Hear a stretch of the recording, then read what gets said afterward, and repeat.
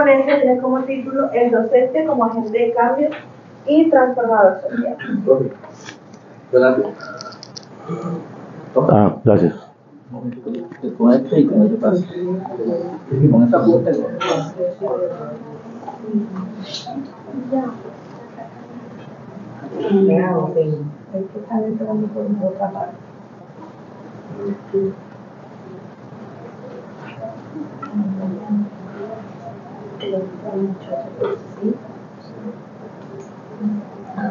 Bueno, buenas tardes. Como ya dijo la compañera, me llamo Leonardo Sánchez Vanegas. Realmente pues, se trata de el papel del docente como agente dinamizador del cambio y de la transformación social. Pero la ponencia se refiere a un libro que publiqué en septiembre 15 del año pasado, que se llama Teoría del Aprendizaje Transformador para personas que han sido afectadas por el conflicto armado en Colombia.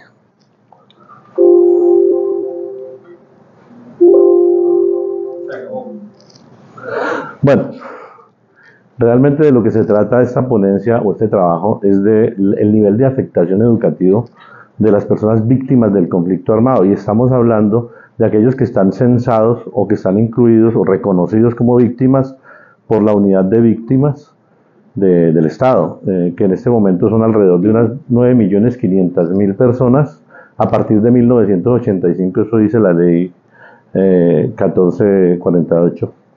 Que son víctimas o reconocidos como víctimas de la violencia de las personas afectadas por el conflicto armado a partir de 1985, de los cuales unos 8.200.000 personas son desplazados, y de esos al menos 1 millón de personas son jóvenes y adultos en extraedad que en su tiempo siendo niños tuvieron que no continuar sus estudios, no seguir en permanencia, o simplemente nunca pudieron arrancar su educación básica y media. Entonces, la base jurídica, el fundamento jurídico de la educación para jóvenes y adultos en Colombia es el decreto 3011 de 1997 y otras leyes, políticas, programas que el Ministerio ha trabajado desde entonces, pero que a pesar de tantas cosas que se han hecho desde el gobierno y también algunas instituciones que han aportado para tener más o menos una educación para adultos digna, hay muchas brechas, precisamente como la que les contaba acerca de las víctimas de la violencia, y por eso este trabajo pretende beneficiar a esa población. Listo, perdón. El objetivo general o propósito de esta investigación consistió en fundamentar un constructo teórico que sirviera como base para la propuesta o la construcción de una estrategia educativa pertinente, transformadora y de calidad orientada a formar a esta población vulnerable. Además, porque como se basa, digamos, jurídicamente en el Plan de Desarrollo Colombia Potencia Mundial de la Vida, y también en la propuesta de reforma a la ley estatutaria, en la que este gobierno reconoce a las víctimas, o reconoce más bien la deuda histórica que tiene el Estado con las víctimas de la violencia, y aquí víctimas de la violencia casi que somos todos en Colombia, pero en este caso es educativamente las personas que no pudieron empezar su educación básica y media, o simplemente la tuvieron que terminar o cortar y no la han podido definir finalmente.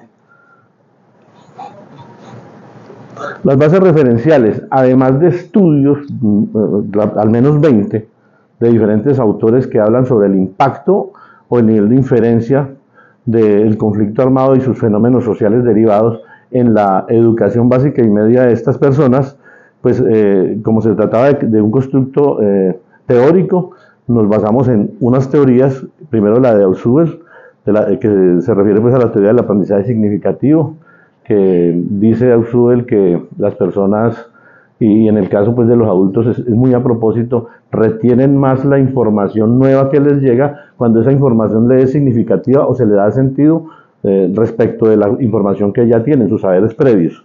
La introducción al pensamiento complejo de Morán, porque el aporte que hace Morán en este caso se refiere más a la forma en que los adultos construimos en nuestra mente, ¿sí?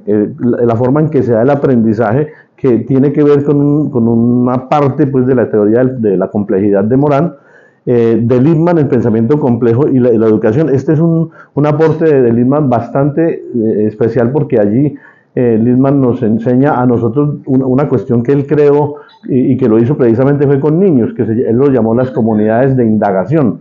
Básicamente fue trabajar investigación en la básica y media en Estados Unidos.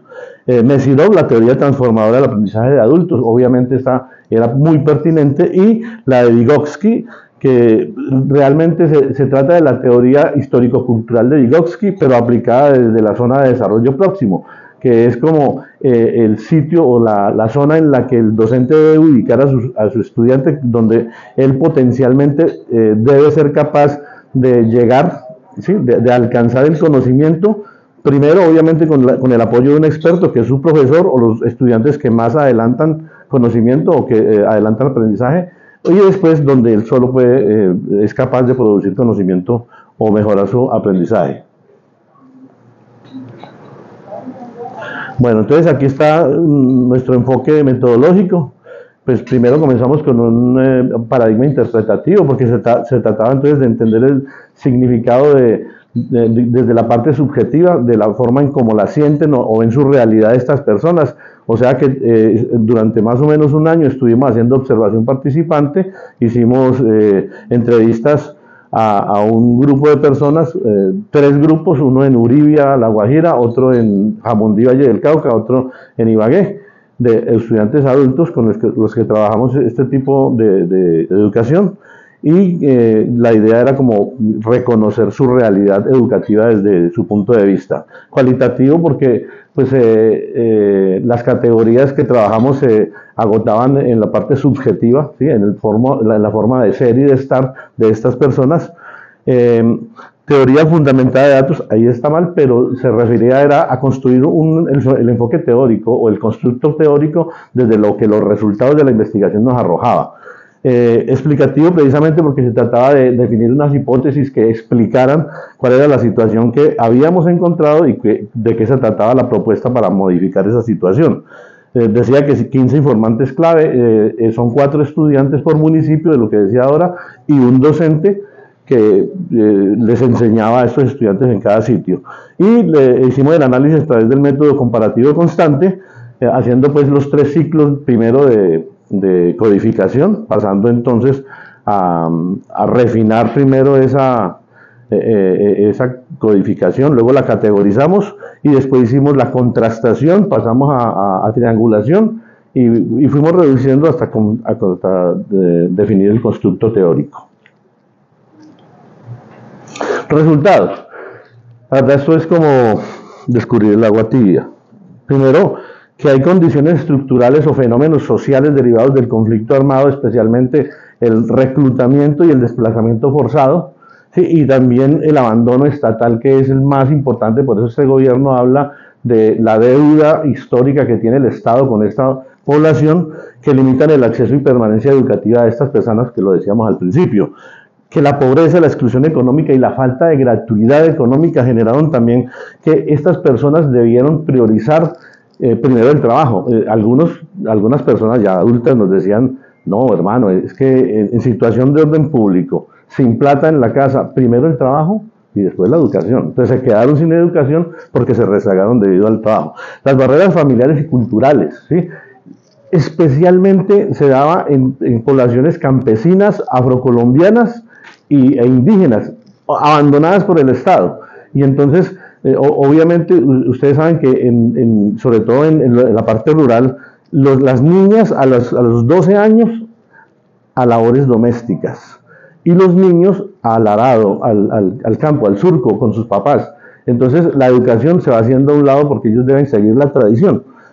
En el caso de la autoexclusión y estigma, porque resulta de que como se van rezagando, las personas cuando ya quieren regresar a estudiar, voy a poner un ejemplo, un chico de 22 años que está en tercero de primaria, cuarto de primaria, llega al colegio y si hay cupo o le dan la posibilidad, ¿sí? si la institución educativa incluye dentro de su PEI la educación para adultos, o los meten a estudiar con chicos que tienen 9 o 10 años, o simplemente le tocan sabatina con personas de diferente edad, algunos incluso después de 50 años y otros Entonces ellos se sienten mal porque ustedes saben que los niños son crueles. En su inocencia los niños ven a un viejo, una persona, para ellos un chico de 23 años ya está viejo y comienzan a burlarse de él, entonces se aburren, se autoexcluyen o se sienten estigmatizados, entonces no siguen estudiando.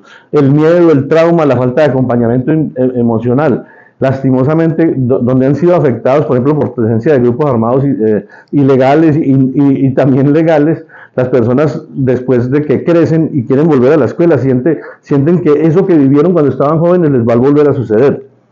Las barreras geográficas y ambientales, o sea, lo lejos, las distancias de las escuelas en la parte rural y también la falta de transporte hace de que la gente se aburra y no quiera seguir estudiando. O sea, los niños que en la parte rural terminan su educación son unos héroes, la verdad, y hemos visto muchos casos por ahí de docentes y de chicos que a pesar de todo terminan.